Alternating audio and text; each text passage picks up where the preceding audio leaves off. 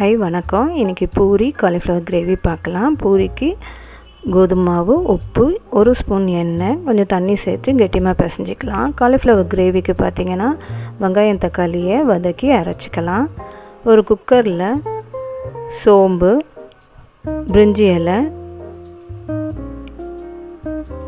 இஞ்சி பூண்டு பேஸ்ட்டு அந்த கலவையும் சேர்த்து நல்லா வதக்கினதுக்கப்புறம் மஞ்சத்தூள், உப்பு,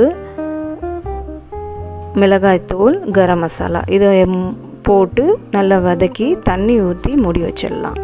2-3 விசில் விட்டோன்னே அது காலிஃப்ளவர் கிரேவி ரெடி. பூரிக்கு பார்த்திங்கன்னா கொஞ்சம் திக்காக உருட்டி போடுங்க, அப்போ தான் பூரி புஷ்ஷுன்னு வரும். பூரியும் ரெடி, காலிஃப்ளவர் கிரேவியும் ரெடி. சூடாக சர்வ் பண்ணி சாப்பிடலாம்.